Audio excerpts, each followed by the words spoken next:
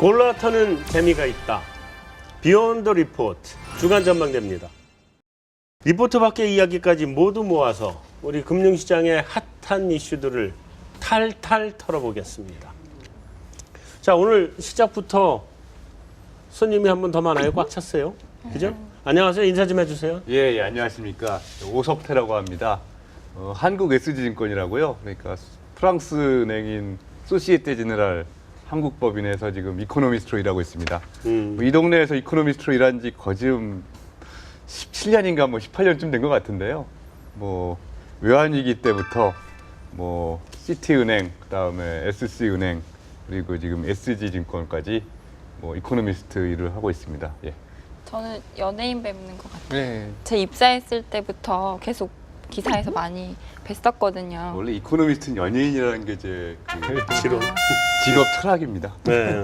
근데 오늘은 복장은 락커인데 락커. 근데 둘이 뭐 친하시다며요. 이제 드디어 이제 영모가 자기 편까지 끌어들이고. 아이 저희 편 아닌데. 편 아니에요. 그러니까 아니 그 저기 제가 영모의 꿈을 접었다 이렇게 말씀드렸는데도 또 이렇게 제 대학 동기를 이렇게 투입해 주시니까 그러니까 대학 동기라고 같은 편이라고 생각하시면 안 돼요. 아니, 이게 세력을 형성하는 것 같아. 파벌 뭐 이런 거. 근데 아니, 본인이 지금 극구 부인하고 있지 않습니까? 본인이 대학 동기라고 같은 편은 아니다. 그런 거다. 저를 보호하기 위해서 지금 연막을 쳐주고 있는 겁니다. 제가 그런 거다? 보기에는요 국내를 대표하는 이코노미스트와 외국계를 대표하는 이코노미스트 두 분 모셨기 때문에 라이벌이 아닐까. 라이벌이야? 오케이. 예, 그렇게 생각합니다. 좋습니다. 원화가 저평가되어 있다는 인식은요. 그건 상수거든요, 사실. 이게 해외 되다 시각이 좀 보면은 다르구나. 예. 그냥 이거는 뭐 IMF, 뭐 미국 뭐 트레저리 그래서, 제가 직접 만나봤으니까 네. 일단 그쪽에서 그냥 그렇게 믿고 있어요. 일단 환율 얘기 먼저 그 전승지 연구원이 한번 점검을 해주시죠. 지금 환율이 1,030원은 그래도 지켜주는 거 아닌가 했는데 1,030원이야. 1,020원도 뚫리게 생겼어.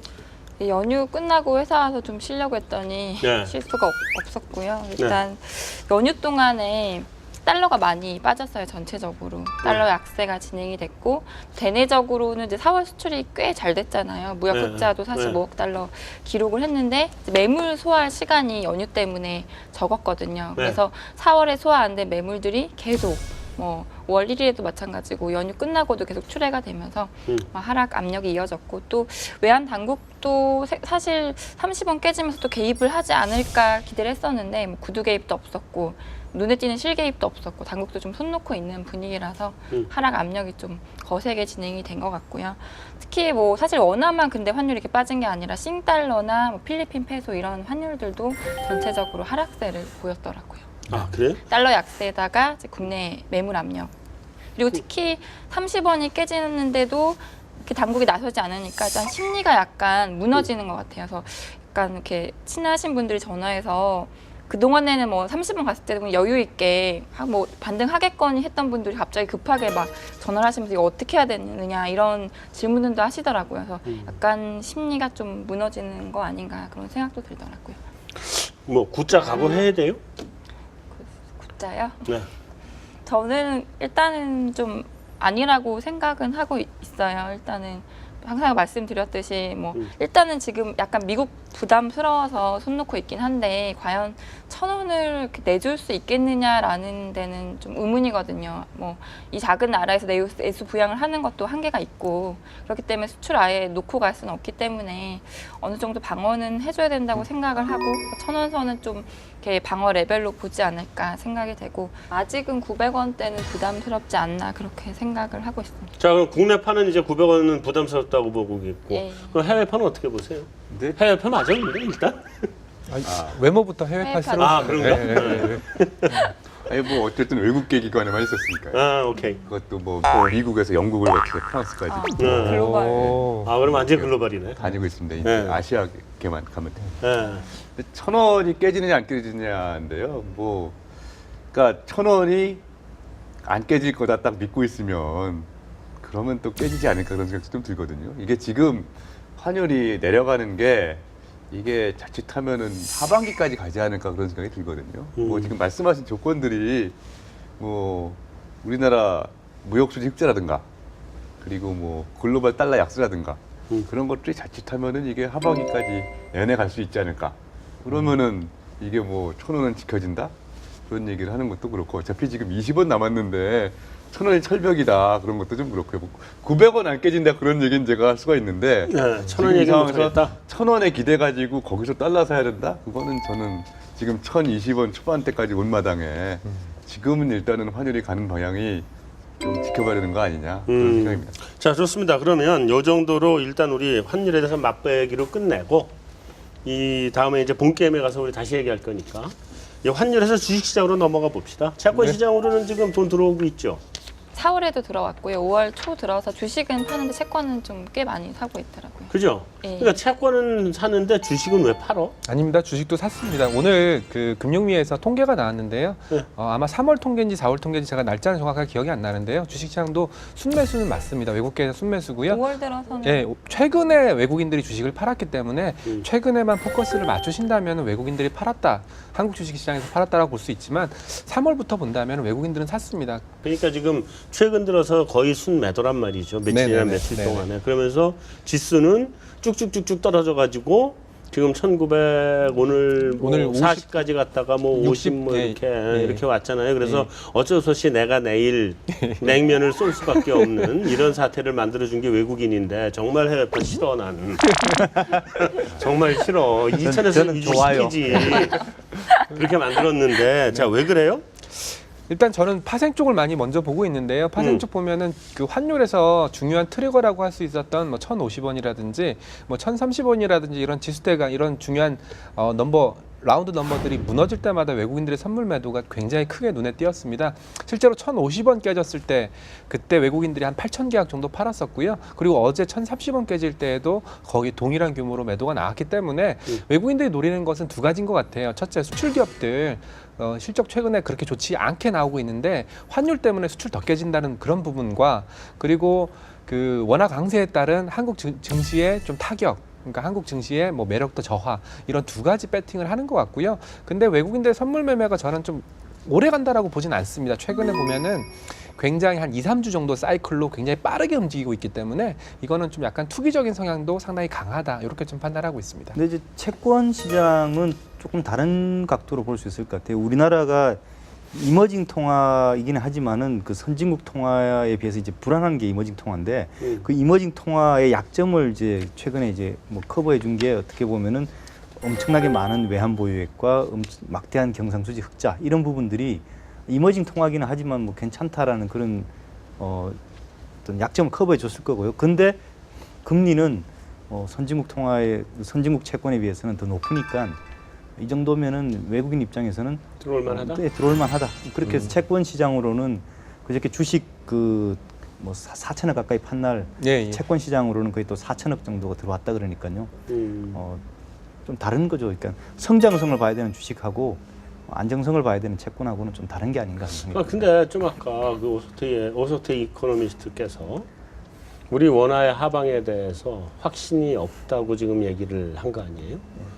이제 그게 해외파들의 시각이라고 하면 그 해외파들이 우리나라 들어올 때 환차익을 보고도 들어오잖아요. 그렇겠죠. 예. 네, 그러면 지금 들어와야 될 때 아닌가 주식시장으로? 근데 들어오기엔 너무 낮은가? 주식은 아무래도 환율은 부수적인 거고 네. 일단은 기업을 보고 들어오는 거기 때문에 일단 주식이 좋아야 네. 되니까. 채권 쪽은 사실은 말이 채권이지 그 환상 채권 투자하는 사람들이 사실 보면은 결국은 다 환차익 보고 들어오는 거거든요. 보면 단기물 아, 중심으로 많이 들어왔더라고요. 아주 장기물보다는 그런 네, 거 보면은 환차익 보고 들어오는 게 최근에 그러니까 지금 좀 그냥 사실 딱 있다가 중요 레벨 깨지고 뭐 딱 봤을 때 일단 달러 약세라는 그런 대전제만 이게 만족이 된다면은 아까 말씀드렸다시피 뭐 지금 1,000원 안 깨져도 뭐 연말까지는 가겠지 뭐 내년도까지는 가겠지 그렇게 생각을 해가지고 들어오는 거죠. 근데 그러면 주식은 네. 이제 주식 자체가 좋아야 들어온다는 얘기를 지금 하시는데 우리 주식은 안 좋아? 굉장히 큰 문제가요. 성장성을 잃어버렸어요. 그러니까 예를 들어 주식의 성장성이라는 것은 뭐 밸류에이션, 펀더멘탈 뭐 이런 걸로 따질 수가 있는데 작년부터 보면은 분기별 영업이익 추이를 보면은요 계속 떨어지고 있어요. 결국 환에서 먹는 부분보다 주가가 떨어져서 잃게 되는 자본 손실이 더 크기 때문에 외국인들 입장에서는 굳이 그런 모험을 감내하고서 들어오지 않는다는 거고요. 두 번째 이유, 성장성을 잃었으면은 배당을 늘리면 되는데 아시다시피 우리나라에서는 배당 성향이 굉장히 낮은 나라거든요. 참고로 대만 같은 경우에 최근에 주가를 보면 굉장히 많이 올랐어요. 우리랑 산업 구조라든지 그런 것들이 비슷한 국가임에도 불구하고 주가가 많이 올랐는데 대만 같은 경우에는 배당 수익률이 4% 정도 되고요. 참고로 코스피 같은 경우 작년 연말 기준으로 1% 나왔거든요.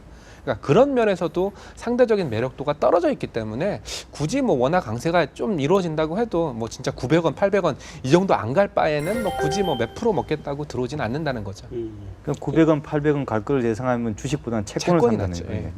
예. F리그 배당 정책을 바꿀 것 같아요. 달러 얘기 한번 해보죠. 일단 기본적으로 원화 강세예요, 달러 약세예요? 그러니까 원화가 사실은 저평가되어 있다는 인식은요. 그건 상수거든요, 사실. 이게 해외 다니다 시각이 좀 보면은 다르구나 또. 예. 그냥 이거는 뭐 IMF, 뭐 미국 뭐 트레저리 그래서, 제가 직접 만나봤으니까 네. 일단 그쪽에서 그냥 그렇게 믿고 있어요. 아무리 한국 정부에서 뭐라 그래도 거기서 그렇게 믿고 있거든요, 그냥. 원하는 약세. 원화는 그냥 원래 그 적정 가치보다 저평가돼 있다. 어떻게? 개입으로. 딱 그렇게 돼 있어요, 그냥. 이게 심지어는 워싱턴에 있는 사람들까지 믿고 있고, 네. 하물며 그 일반적인 어떤 저 민간 그 해외 투자가들은 그냥 원화 그러면은 일단 저평가돼 있다. 그거는 그냥 딱 기본으로 그냥 딱 그렇게 생각을 하거든요. 그 믿음이 깨진 적이 별로 없어요. 그러니까 지난 몇 년 동안. 그러니까 외환위기 이후부터 갑자기 그러니까 외환위기 그 직전에는 사실 원화가 지금 보면 그때는 컨센서스가 고평가돼 있었다고 지금 믿는 거죠. 900원 그렇죠. 때는. 그랬다가 뭐 1,500원 갔다가 네. 서서히 내려왔는데 지금 1,050원, 1,030원 수준에 와서도 이 수준도 대략 뭐 아예 뭐 대놓고 숫자까지 얘기하잖아요. 뭐 적정 수준 대비 뭐 5 내지 8%니 그렇게 얘기를 하거든요. 그러니까 마침 또 작년도에 경성수요자 왕창 늘었고요. 딱 보면은 일단은 기본적으로 원화는 저평가돼 있다는 건 아예 그냥 그건 디폴트로 딱 돼 있다는 거죠. 그러니까 네. 그거를 깨는 방법은 오직 하나, 진짜 환율이 떨어지는 것밖에 없어요. 아니면 경상수 적자가 확 줄든가. 일단 그게 너무나 뿌리 깊게 박혀 있기 때문에 네. 아무리 뭐 우리나라 외환당국에서 아니라고 얘기를 써도 그쪽에서는 아니 뭐 우리 다 알고 있는데 그러는 거죠. 뭐 어차피 개입한다. 뭐 어차피 그거 어떻게 속여요, 사실은. 거기다가 NDF로 하는 것도 다 알거든요, 사실은. 세상에 비밀이 어디 있습니까? 그 어차피 저기 예? 딜러들 얘기해가지고 야, 너 이거 카운터파티 어디냐 그러면 이거 이거 아무래도 한국 정부 같은데요. 뭐 그런 거죠, 뭐. 그러니까 결국은 그거는 상수고요. 네. 그럼 변수가 뭐냐? 결국 미국 상황하고 그다음 이머징 마켓 상황인데 미국이 지금 달러 약세니까. 네. 이게 금리를 안 올리지 않습니까? 뭐 오늘 새벽에 보면은 옐렌이 말은 그냥 결론이 올해 안에는 금리 인상 얘기 안 하겠으니까 걱정 마세요. 뭐 그런 거 아니에요. 네, 그렇죠. 일단은 지금 시장은 옐렌 말을 믿는 거죠. 그러니까 올해 안에 금리 인상 없고 테이퍼링도 뭐 그냥 그렇고 그 정도로 그러니까 결국은 달러를 강세로 할 그런 요인들이 잘 생각이 안 나는 거죠. 그러니까. 사실 그게 달러 그러니까 미국 금리가 인상 시점이 이제 우리가 생각할 수 있는 시점 안에는 없다. 그거보다 더 뒤로 밀려버릴 거다. 이런 식으로 기대가 바뀌어 버리게 되면은 신흥국들이 굉장히 다른 영향을 받게 되죠. 이 외채가 굉장히 많기 때문에 그 금리가 올라갈 경우에 직접 타격을 받을 수 있는데 금리 인상 시점이 뒤로 확 밀려버렸다. 그거는 이 신흥국 입장에서는 시간을 굉장히 많이 벌어둔 거죠. 그러니까 그 동안에 구조조정해서 경상수지 적자 줄이고 할 수 있게 된다. 이렇게 바뀌게 되면 신흥국 통화가 강세로 갈 수밖에 없는 거죠. 그러니까 제가 느끼는 거는 네. 시장은 사실 미국 경기에 대해서는 너무나 완벽하게 진짜로 이 시장에 보기 딱 좋게 심지어는 뭐 1분기 성장률이 0.1이 나왔는데도 그거 보고서 박수 치거든요. 금리 인상 절대 안 하겠구만 그러고. 그러니까 지금 미국 그 펀더멘탈을 보면은 딱 주식시장 보기에 딱 알맞게 지금 가고 있다. 저는 그렇게 생각을 하거든요. 이게 뭐 신종 골디락스죠 이게. 그렇죠. 예.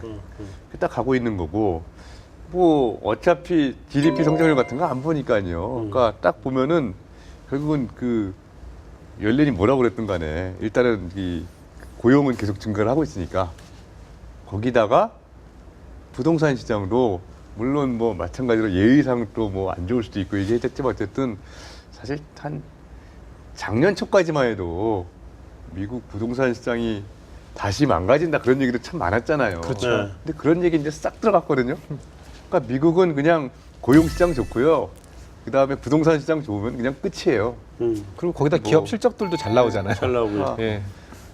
결국 그렇기 때문에 미국은 아주 지금 좋은 상황이고 가장 사람들이 걱정하는 게 이게 실적은 좋은데 이게 너무 선반영해가지고 예. 거품일지도 모른다. 예, 맞아요. 뭐 퍼 열심히 그냥 예, 뚫 긋고 뭐 저기 뭐 평균이 얼마고 지금 어디 있고 스탠다드 디비에이션이 얼마고 지금 그 짓거리 하는 거 아니에요 지금? 예. 그 25, 의원들이 25 물어보는 것도 결국은 네. 예?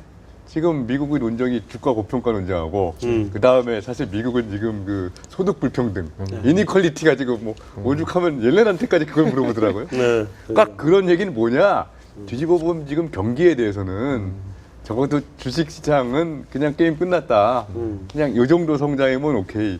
조금 느려져도 아이 뭐 그러면 뭐 금리 그냥 쫙 그냥 제로 금리 한 2016년까지 가겠구나. 그런 거니까 미국 경제는 사실은 굉장히 좋다고 보여지고요. 그리고 다행스러운 거는 우리나라의 대미 수출도 사실은 작년부터 좀 늘기 시작을 했거든요. 그렇죠. 그래서 상당히 지금 강해요. 그러니까 미국은 그래도 나름대로 세계 경제 거기서 제 몫을 하고 있는데 문제는 이제 이게 신종 디커플링이라서 미국이 좋다고 해서 다른 나라들이 자동으로 선하지 않는다는 게 그게 딜레마지. 다시 환율로 돌아가서 옌하고 유로는 왜 이렇게 강세해요?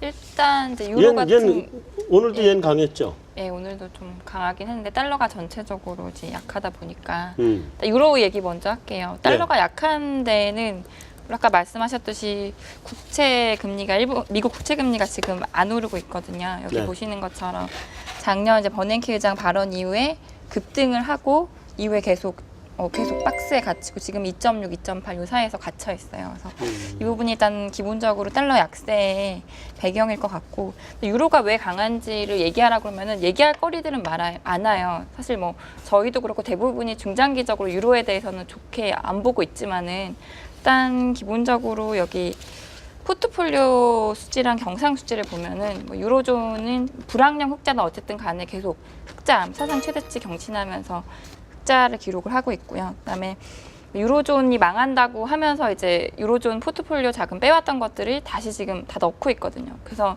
아시다시피 스페인이나 이탈리아 국채로 자금 많이 들어가면서 국채금리 막 빠지고 그래서 이런 자금 유입이 좀 계속 되고 있고 사실 뭐 그 드라기 총재가 계속 입으로 뭘 하겠다고 얘기는 했는데 여기 보시면 이제 주요국의 밸런스 쉿을 보시면 ECB가 제일 지금 이렇게 돈을 안 풀고 있거든요. 단기 금리는 올라가고, 그래서 수합 베시스는 계속 줄고, 그래서 일단은 여건들로 보면은 이제 유로가 받쳐질 요인들은 많은 것 같아요. 일단은, 근데 기본적으로 최근에 이제 유로가 더 강한 거는 이제 더 이상 시장이 ECB를 믿지 않는 것 같아요. 드라기 총재가 말로 우리가 할 거다 해도 이제 믿진 않고, 그러면 시장이 이제 지쳐서 그럼 이제 한번 우리가 유로를 위로 밀어보자 그런 의도 같아요. 그래서 오늘도 나오기 전에 보니까 다시 또 1.39 위로 막 또 오르고 있더라고요. 그래서 뭐 일단 이제 여러 가지 이유가 있지만 단기적으로는 그런 이유가 있고, 엔화 같은 경우는 사실 달러에는 이미 좀 많이 오르는 부분이 있는 것 같아요. BOJ 추가 완화하면서. 근데 일단은 단기적으로 추가 완화 기대가 좀 약화되면서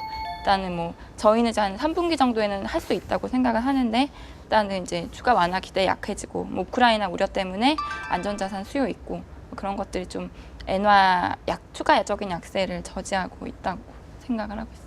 자, 당초에 작년 연말 올 초 이럴 때만 해도 우리 저기 옌 달러를 네. 110에서 115까지도 봤었잖아요. 뭐 미국 쪽 인사들 우리나라 와서 강연하는 거 들어보면 115도 얘기하더라고요. 일부 IB들은 120도 얘기했던 것 같아요. 근데 외국계 IB. 성격이 네. 사실은 지금 두께가 다 안 맞은 거거든요. 그러니까 그 110 그렇게 얘기하는 사람 조건이 두 가지였거든요. 하나는 미국이 달러. 어쨌든 테이퍼링이 이거는 그 금리 인상과 같은 효과를 낸다. 네, 타이트닝이다. 거기다가 거기다가 일본이 1주년 기념으로 4월달에 뭐 할 거다. 4월달에 뭐 한다. 근데 지금 보면 두 가지 조건이 다 충족이 안 됐으니까. 그리고 사실 엔화 약세가 된 게 벌써 거진 한 1년 반 전이잖아요. 그렇죠. 이게 사실 그 재료는 생명이 끝났거든요. 생명이 끝났다. 이게 새로운 뭐가 나타나야 되는데 그게 그렇게 쉬울까 생각이 들고요. 그래서 결국은 사실 유럽도 그렇고 일본도 그렇고 환율에 대해서 은근히 유럽이 지금 환율에 대해서 불만이 많거든요. 많죠. 이게 음. 왜 안 하냐 생각이. 근데 어떡합니까? 결국은 거기서는 우리랑 마찬가지로 유럽하고 일본도 페드가 금리를 올리기만 목이 빠지라 기다리고 있는 그런 상황 아닌가? 그렇게 생각을 해요. 거기서 안 올려주고 있고. 예, 그래야지 달러가 강세가 될 텐데. 그러면 당분간 그러면 옌에 대한 전망을 좀 수정을 하고 들어가야 된다고 봐야 되는 건가요? 그러면? 근데 말씀하셨다시피 어쨌든 4월에는 아무것도 없었거든요. 아무것도 그리고 없었죠. 지금 사실 5월 회의를 4월 30일 날 했는데 그때도 없었고요. 근데 시장에는 그러니까는 그래도 믿는다 BOJ 파가 있고 믿으면 안 된다가 있고 그런 것 같아요. 그러니까 이번엔 안 했지만은 몇 달 내 할 거다 그렇게 보는 사람들도 꽤 있는 것 같고, 아이 저기 어차피 이제 뒷북 쳐봤댔자 이게 저 BOJ만 가지는 안 되고 역시 페드가 나서줘야지 큰형이, BOJ가 큰 아무리 뭐 돈 푼다고 해봤자 소용없다. 그렇게 하는 저는 솔직히 좀 후자 쪽에도 가까워요. 지금 BOJ가 설사 뭘 한다고 한들 뭐 뒷북이고 그래봤자 달러에 105 가면 많이 갈 것 같거든요. 지금 101점 몇인데 BOJ만 가지고는 105가 한계고 X고. 그거를 넘으려면- 전고점을 넘으려면은 이제 손뼉이 마주쳐야지 소리가 난다. 근데 지금 뭐 옐렌이 말실수 한 번 해가지고 시장에서 완전 얻어맞고 지금 너무너무 기고 있잖아요. 그냥. 그렇죠. 예. 결국은 말실수로 판명이 났어. 그렇죠. 자, 근데 말실수라고 했지 않습니까? 그 전 박사, 예, 예. 일본이 지금 경기가 돌아서고 있잖아요. 예. 일본 성장률도 좋고 예. 소비자 물가도 플러스로 돌아섰고 예. 그죠? 1.5, 1.6. 그렇게 올라갔잖아. 물론 그 GDP 디플레이터는 아직까지도 마이너스긴 예. 한 것 같은데 하여튼 소비자 물가는 1%대로 예. 올라왔고 성장률도 1%대, 2%대 왔다 갔다 하잖아요. 예. 이러면 BOJ가 한 번 더 할 명분이 없을 것 같은데? 아니 그거는 뭐 생각하기 나름인 것 같아요. 왜냐하면은 이거를 한 번 더 하는 거를 전제로 이런 그 성장률이 나오고 아직 성장률의 어떤 정상화가 완벽하게 그 정착되지 않았다라고 그렇게 주장하면서 할 수 있기 때문에요. 그건 뭐 성장률이 떨어지지 않는 상황에서 한 번 더 한다고는 그렇게 못할 것 같은데 BOJ가. 근데 지금 해요, 그래도? 명시적으로는 성장률이 아니고 그 2 아니에요. 2년 안에 네, 그렇지. 예? 2배로 돈을 풀어서 네. 2%를 만들겠다. 2% 만들겠다. 예, 근데 지금 그거는 힘들 것 같다는 생각들이 많은 거 그건- 같고 사실 그거는- 그 목표를 처음부터 믿은 사람이 없잖아요. 믿은 사람이 없죠, 그러니까 처음부터. 언제든 할 수 있는 건데 음. 제가 볼 때는 BOJ가 ECB도 그렇고 페드는 솔직히 완전 월스트리트랑 그냥 죽이 잘 맞아가지고 그냥 같이 막 춤추고 누가 뭐라고 안 그러잖아요. 예.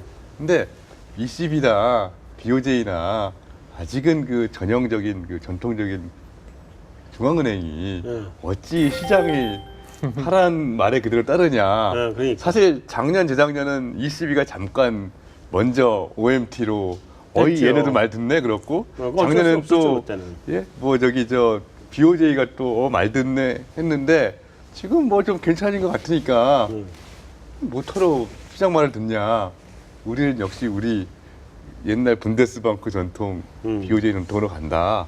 그렇게 되는 거 같아요. 저는 ECB는 몰라도 BOJ는 뭐 충분히 더 할 것 같다는 생각이 그리고 들어요. 국채 시장을 보면요, 지금 수급의 균열이 깨질 수 있는 충분한 상황에 와 있거든요. 네. BOJ가 올해 이제 더 이렇게 사줄 계획을 발표하지 않으면 지금 뭐 은행도 계속 팔고 있고 또 뭐 지금 일본 연기금한테도 이제 국채 팔고 해외 투자 늘려라 이런 얘기들을 하고 있고 뭐 경상수지도 흑자가 줄고 있고 그래서 국채 시장의 수급의 균열이 올 수 있는 충분한 상황이기 때문에 아, 그런 상황이다. 네, 그러니까 BOJ가 그 부분에도 신경을 안 쓰고 갈 수는 없을 것 같아요. 가만 그럴 놔둬도 수겠죠. 오를 거다 뭐 그런 말씀인가요? 국채 금리가 그러니까 수급의 올라가기 균열, 시작하면 오를 수가 있다는 거죠. 지금 그게 제일 우려되는 부분. 네. 이제 다시 한다 그러면 이제 국채 금리인데 네. 국채 금리가 올라가서 국채 가격이 떨어지면 뭐 일본의 거의 대부분의 금융기관들이 다 파산으로 들어가 버리게 될 수밖에 없을 테니까 그 부분은 우리가 생각을 하긴 해야 될 부분이긴 한데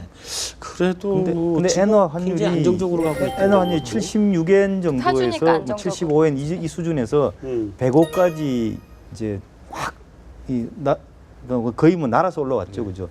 그 다음에 지금 101엔 정도로 이제 조정받는 거는 그 상승 폭에 비해서 본다 그러면 굉장히 지극히 자연스러운 그러니까 조정이라고 자연스럽긴 봐요. 한데 예. 그럼에도 불구하고 여기서 지금 엔화가 더 갈라 그러면 아까 그 얘기한 것처럼 추가적인 시장에 뭐 동력이 있어야 갈 텐데 그 동력을 제공하기에는 BOJ가 그런 추가적으로 돈을 좀 더 푼다 그래서 엔화 환율이 그렇게 뛸 것 같아요. 저는 미국이 암묵적으로 도와줄 거라고 생각합니다. 여태까지 도와줬는데 이미 뭐. 아니 근데 더 도와줘야 되죠. 왜냐하면은 이 동아시아에서 일본은 미국한테는 너무너무 소중한 존재예요. 사실. 그건 맞는데. 예, 예. 그러면 해야 되죠.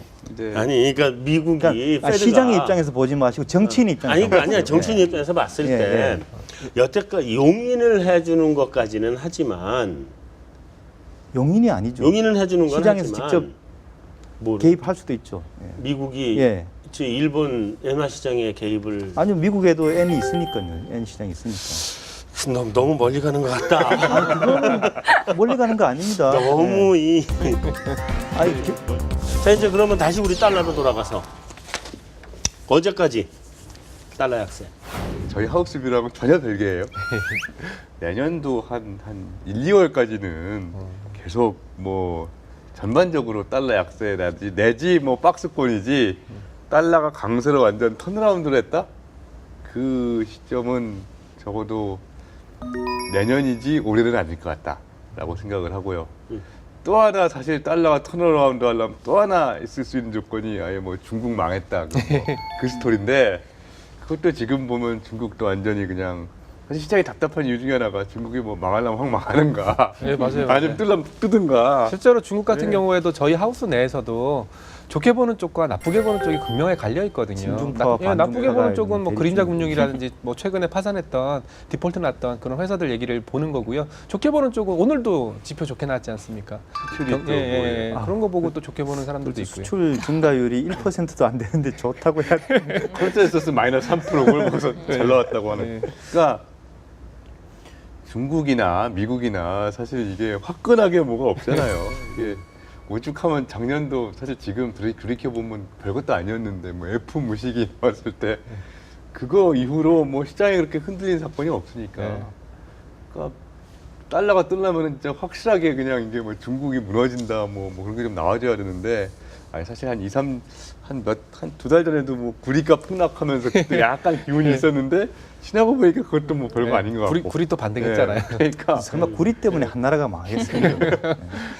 결국은 이것도 아니고 저것도 아니고 하니까 이게 사실 그 유명한 저 모건 스탠리의 그 스티브 제닌가 달러 스마일이라는 얘기예요. 지금 이도 아니고 저도 아닌 상황이면은 달러는 약세다. 이게 딱 맞아떨어지는 것 같아요. 그러니까 강세가 나오려면은 극단적인 사건을 기다려야 되는데 그게 잘 안 나오니까 결국은 사실 그렇다고 해서 달러가 지금부터 뭐 6개월 동안 수직으로 하락한다는 얘기는 아니고 그거보다는 지금 유로 1.4나 뭐 원달러 1,000원이나 비슷하게 딱 맞물려 있잖아요. 어떻게 보면 거기다가 이게 달러엔도 100이네 이게 딱 맞물려 있으니까 이게 동시로 깨질 수도 있는 거예요. 지금 딱 맞물려 있네 보니까. 그러니까 그 약세 지속되는 게 언제까지? 날짜를 찍어줘 보세요. 날짜. 날짜. 저는 2월 28일. 아니 그렇게까지. 내년 28일 있어요? 내년 27일 있는 거 우리 아니에요? 그 정도까지는 아니고, 그러니까 내년 뭐 1분기 말까지, 2분기 말까지 뭐 이렇게 얘기해도 되고, 또는 1분기 내년 거죠. 상반기까지, 내년 1분기. 1분기까지. 예. 아니 근데 달러가 약세라고 하는 게 어느 기준으로 보느냐에 따라 그게 저는 다를 것 문제예요. 같아요. 그러니까 이머징 통화에 대해서 본다면 약세가 꽤 오래 갈 것 같거든요. 내년까지도 갈 것 같은데, 그러니까 미국 금리 인상 이야기가 나올 때까지는 이머징 통화들이 계속 가치를 회복해가는 과정들이 나올 것 같은데, 다른 여타 그 선진국 통화에 대해서 이제 달러를 본다 그러면은 저는 이번 분기 안에 마무리될 것 같아요. 달러 약세가. 그러니까 달러에서 이번 분기 안에 마무리된다. 미국 금리 인상이 우리가 생각하던 자, 시점 그럼 이제 내에서 우리가 없다라는 그 기대는 거의 그러니까 반대거든요. 우리가 이제 상대 통화까지 지정을 해서 오. 시점을 갖다가 근데 얘기를 달러 해야 되네 지수는요 이제. 선진 통화 통화로만 구성이 돼 그렇죠, 있어요. 예. 달러 지수는. 그렇죠. 유로가 약 메이저 60% 지수가 정도. 그러니까. 예. 그 선진국 통화를 기준으로 보면 언제까지? 근데 이번 분기 내로 약속 이 얘기 하나 마무리. 이번 분기 바로 6월 말까지? 예. 이 달러가 신흥 통화랑 선진 통화 대비해서 상당히 차별화돼서 움직이고 있는 것 같아요. 보면 좀 똑바로 이렇게 네, 세우세요. 이렇게. 이게 신흥 통화들의 지수이고요. 신흥 점선, 통화들이 점선이요? 올라가면 이제 강세인 거고 네. 이거는 달러 지수이거든요. 네. 작년에 보면은 달러가 지금 달러 지수는 전체적으로 계속 작년 버냉키 회장 발언 이후에 빠졌었거든요. 근데 이제 오히려 신흥 통화들도 더 빠지는. 그러니까 달러는 신흥 통화들에 대해서는 강세를 보였었어요. 그러니까 말씀하신 대로 디커플링이 계속 신흥 통화들하고 선진 통화에 대한 달러 가치는 디커플링이 계속 될 것 같아요. 자, 그럼 달러 약세는 뭐 어쨌든 누구는 이번 분기까지, 그러니까 제 누구는 내년 의견을 1분기까지. 뒷받침하는 약간의 설명이신 거죠. 동의를 하면서 그러니까 둘이 이렇게 편편 먹었어. 요즘 같은 이런 애도 기간에 이런 얘기라는 게 맞지는 않는데 사실 경기 얘기를 그렇다고 또 좀 안 할 수는 없으니 왜냐하면 한쪽에서는 우리가 지금 아이를 못 찾아서 그 굉장히 아직까지도 발을 동동 구르고 계신 분들이 있지만 또 한편으로는 그렇게 해서 온 국민들이 다 지금 이런 말하자면 애도 기간 이렇게 가면서 소비가 갑자기 확 줄다 보니까 이 자영업자들 특히 도소매 음식, 오락 문화 이쪽은 뭐 아주 지금 타격이 너무 심각한 상태인 것 같아요. 근데 그분들이 우리 전체 소비에 오락 문화, 음식, 숙박 이게 전체 소비의 한 20% 가까이 차지를 하고 큽니다, 있고 그 소비가 한 51% 정도 되니까 전체 우리 GDP 중에 아마 10% 정도를 차지할 거예요, 거기가. 그리고 거기가 우리 자영업이나 이런 쪽에 서민에 가장 많이 영향을 주는 체감되는 부분이기 때문에 그래서 그 부분은 우리가 좀 얘기를 안 할 수는 없는 것 같은데 그렇다고 해도 한국은행이 기준금리를 인하할 것 같지는 않다. 인하는 지금 아닌 것 같고요. 그- 제가 느끼는 거는 어쨌든 지금 여기서 올리기 시작하면은 이게 뭐 사실 내심으로 한국은행은 지금 적어도 한 4%까지는 올리는 거로 생각을 할 거거든요. 저는. 그러니까 그렇게 봐요, 4%. 저는 그 정도까지는 그러니까 물론 이게 중립금리가 얼마인지는 여러 가지 아무도 문제가 모르죠. 있지만 제가 볼 때는 그 직전이 3.25까지 올렸다 내린 거 아니에요. 그렇죠. 그러니까 3.25는 최소한 넘겨야 되고 그리고 아마 제가 볼 때는 한 4%까지는 가는 거를 일단 목표로 할 것 같고요. 그리고 그러니까 제가 느낀 거는 어차피 이주열 총재 처음 청문회나 그때도 보면은 제가 느낀 거는 어쨌든 금리는 올려야 되는데 그럼 이거를 어떻게 하면 올릴 수가 있느냐, 그러니까 어떤 상황이 되면 올리느냐 하는데 뭐 제가 보는 게 세 개 있는데요. 그냥 딱딱하게 말씀드리자면 첫째는 어쨌든 간에 한국은행이 맨날 GDP 갭 얘기를 하고 있기 때문에 그리고 그 보여주는 그래프에 의하면 내년도에 없어지잖아요. 그러니까 그걸 본다면은 물론 GDP 캡이 마이너스인 상태에서도 금리를 올릴 수는 있는데 그래도 이게 없어지는 시점을 내년도로 딱 잡은 거로 봐가지고는 일단 저는 올해는 하기 힘들지 않을까. 올해 금리 변동은 주기 힘들다. 예, 올해까지는 GDP 갭이 마이너스로 벌어지는 거로 지난 4월달에 했던 네. 경제 전망 1분기 경제 전망도 보면은 네. 상반기 하반기 나눠서 어쨌든 마이너스 GDP 네. 갭이 유지되는 걸로 돼 있으니까요. 그럼 두 번째는 어쨌든 인플레이션이 2%는 넘어야 된다. 지금 1.5. 그래가지고 솔직히 택도 없죠. 올해도 한국은행이 아무리 강변을 해도 올해 연평균 인플레이션이 2% 못 넘- 제가 볼 때 절대 못 넘거든요. 네, 그렇죠. 그러니까- 거기다 원화까지 이렇게 그러니까 계속 강세가면 1.8 나오면 잘 나오고. 그러니까요. 사실 그래도 뭐 타겟까지 가는 거는 둘째치고 일단 헤드라인이 2%는 넘겨야 된다. 그리고 사실 GDP 갭은 지금처럼 뭐 분기당 1.1 정도만 나오면은 제가 봤을 때 한국은행 잠재 성장률이 지금 한 0.8 정도 되는 것 같아요. 분기 0.8, 0.9. 1.1만 하면은 대략 뭐 내년도에 GDP 갭 없어진 게 나오고 거기다가 인플레이션 어찌어찌 2% 넘게 나오고 그다음 마지막이 중요한데요. 이게 뭐 제가 요즘 그러니까 실질적으로 금리 인상에 제일 중요한 게 저는 이 부동산 시장이라고 보거든요. 근데 부동산 시장이 뭐 보니까는 이 4월 세월호 때문에 부동산 시장이 또 죽었더라고요. 사실 그게 또 어떻게 보면은 금리 인상의 가장 이 영향을 줄 요소가 같은데 이게 부동산 시장은 또 이게 한번 이게 돌리는데 좀 걸리니까 힘들죠. 예, 걸리는 정도가 아니라. 이게 사실 지난 몇 년 동안 부동산 그걸 보면은 반짝하다가 가라앉고 반짝하다 가라앉고 그랬는데 이번에도 물론 그 전에 뭐 전세 관련 뭐 그 발언이 저 있었죠. 과세 그게 있었지만 결정적인 건 사실 이게 세월호였다고 보거든요. 그러면 이게 몇 달은 턴어라운드 안에 걸릴 것 같아서 사실은 이 2, 4분기 갑자기 일어난 이 사건이 진짜 이 중요한 게 있다면은 이게 부동산 시장에 낸 영향은 조금 이게 회복하는데 오래 걸릴 것 같다.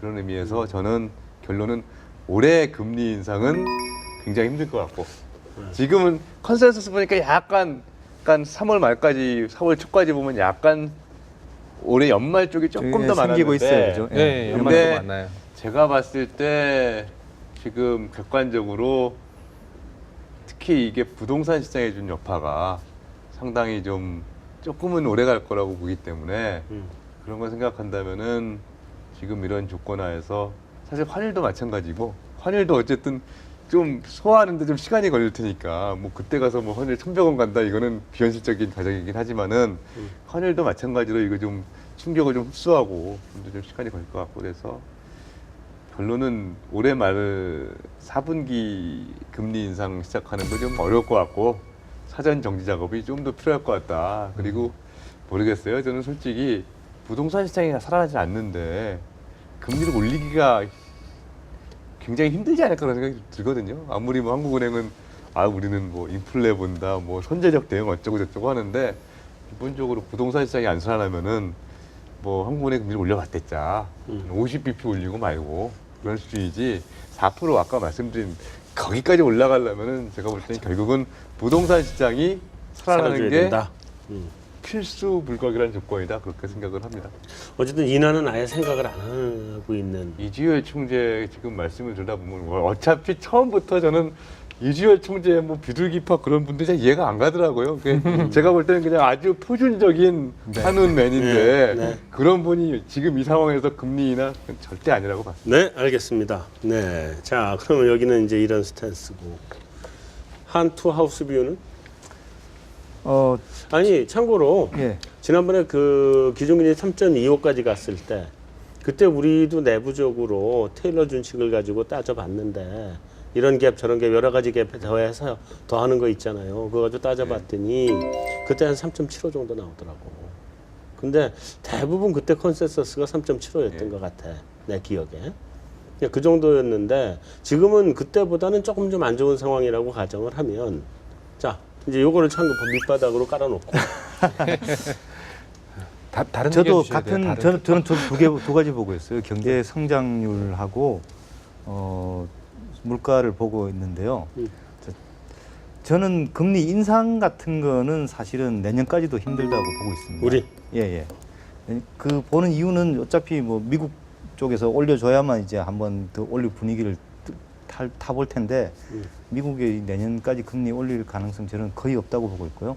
그 다음에 이제 우리나라 물가 지금 이 1.5%까지 물가 상승률이 높아졌다고 뭐 디플레이션 전혀 이 걱정 없다라고 이야기하는데 그건 사실 기저 효과잖아요, 그죠? 작년 1분기에 이제 그 보육료 인하한 것 때문에 나오는데 이런 식으로 전월비 물가가 평균보다 계속 낮은 식으로 상승한다면은 원래 물가 상승률은 1% 중반밖에 안 됩니다. 그러니까 한국은행이 생각하는 2분기에 2.7% 연간 가중치 안 바꿀까? 2.2% 가중치 바꿔도 금반지를 한계가 다시 있죠. 집어넣는 데가 한계가 있죠. 한계가 있죠. 예. 더 떨어지죠. 아 그런가? 이제는 더 떨어지죠. 네, 그 가격 떨어졌으니까. 더 떨어졌으니까 더 떨어지죠. 지난번에 가중치 바꿔가지고 0.2 정도 올렸잖아. 한 번 더 거죠. 바꿀 수도 예. 있잖아. 근데 그거를 바꾼 지 지금 1년도 안 돼서 또 바꾸면은 네. 이게 뭐 무슨 그 어린애들 장난도 아니고요. 아니, 뭐 국가 통계를 금반지 좀 그렇게 빼더라. 그러니까 물가가 하느니 생각하는 거 그 궤적으로 절대로 가지 않을 거라고 저는 보고 있고요. 네. 두 번째는 이제 이거는 뭐 한우는 우리는 그렇게 안 본다 그러면 그만입니다만 사실 1분기의 성장률이 0.9% 중에서 0.5, 0.4가 R&D 투자 때문에 나온 건데 R&D 투자는 0.4씩이나? 예 0.4인데 이 R&D 투자라는 거는 가계 경제 활동하고는 사실은 전혀 별 상관이 아무 없는 관계 거거든요. 없죠. 근데 민간 소비 증가율이 0.3밖에 안 나왔단 말이죠. 그러면은 이 우리가 지금 양극화를 걱정하고 이 소비 침체를 걱정하는 입장에서 보면 심각한 상황인데 총량의 지표를 보면서 이거 굉장히 좋은 성장률이라고 하게 되면은 할 말이 없어지는 서로 근데 이야기가 그럼- 안 맞는 그런 상황이 돼버리는 그러면 거죠. 그럼에도 불구하고 한국은행에서는 R&D 투자도 우리 경제 활동의 일부분인데 그까지 누락되어 왔다라는 얘기를 하긴 할 거예요. 그렇죠. 물론 그렇죠. 근데 이제 그게 물가도 계속 떨어지고 성장률도 과연 이제 R&D만 가지고 계속 끌고 나갈 수 있는지 그렇게 안 됐을 때 어떤 이야기를 할 건지는 지켜봐야 되겠죠. 한은의 지금 입장은 가만히 내버려두면 경제는 살아난다는 입장을 가지고 있거든요. 그거는 전에부터 계속 그랬는데. 이게 이제 벌써 몇 년째? 예. 이미 뭐 충분히 부양적이다 뭐 그런 얘기가 그거는 벌써 몇 최근에 년째 그렇잖아. 지난 몇 년 동안 한은의 경제 전망을 맨 앞에 보면은 이제 세계 경제 성장에 대한 전망 전제가 나오는데 네. 선진국의 경기 회복으로 우리 경제가 살아난다는 그 얘기를 계속합니다. 선진국과 신흥국의 이 말이 나오다 작년 5월에 신흥국이 빠졌어요, 지금. 그래서 이제 선진국만 남아서 계속 그러는데 이게 그거지 않습니까? 전형적인 시장 뭡니까 시장 만능 경제는 모든 것이 시장이 알아서 이퀄리브리움으로 균형으로 가져오게 한다 그 논리에서 굉장히 빠져 있는 거죠 사실은 지금. 그래요? 아까 그 오스트 이코노미스트가 그 환율 전망 얘기하면서 하우스 뷰하고는 정반대되는 얘기를 한다고 굉장히 어려워하더니 그 금리하고 관련해서 그쪽 하우스 뷰는 인하였던가? 인하입니다. 예. 그죠? 예, 인하. 근데 전혀 인하 얘기를 안 하고 있어요. 인하. 거기도 하우스 뷰하고 다른 얘기하는 것 같아요. 그게 아니고요. 저는 아까 말씀드린 게 인하할 여지가 오히려 많이 생길 거다는 얘기를 한 거예요. 인하할 여지가 생긴다? 예. 금리 물가라든가 성장률이 한은이 생각하는 거 전 반대로 갈 거다. 그렇게 갈 거다? 예. 이쪽은 전 박사가 직접 하우스뷰를 만드는 맞습니다. 거고 그런가? 저는 다른 사람들을 만들고. 제가 그 달러화 글로벌 달러에 대해서는 제 뷰가 아니죠. 오케이 알았습니다. 네. 저는 그 얘기를 한 사람하고 같이 만듭니다. 어쨌든 인하할 요인이 있다. 누구 남편이 예, 그렇습니다. 예. 그렇다고 인하까지 갈 것 같지는 않고. 자, 오늘 여기서 일단 금리까지는 다 마무리를 메인 토크는 다 마무리를 하는 걸로 하죠. 오스트 이코노미스트 우리 얼마 만에 본 거죠? 한 1년 반 됐나 우리? 뭐 제가 옮기고는 석정을 옮기는 못 같은데요. 봤지. 예, 그 예, 전에 예. 봤었지. 예, SC 있을 때. SC 있을 때까지 봤지. 꽤 오랜만에 좀 봤는데 나 오랜만에 본 소감이 어때요? 예? 오랜만에 본 소감. 근데 저 분홍빛 웃돌이가 좀 갑자기 방송인 이게 상당히 오래 하셔서 그런지 틀이 잡히셨더라고요. 여기 나와서 얘기해 보니까 소감이 어때요? 예? 소감이 어때요? 우리 좀 자주 봅시다. 자주 보자는 얘기는 자주 나와 주시라는 얘기야. 시간 자주 낼 수 있죠? 예. 네, 알겠습니다. 자, 여기로 마무리를 하고 우리 이제 외신으로 넘어가도록 하겠습니다.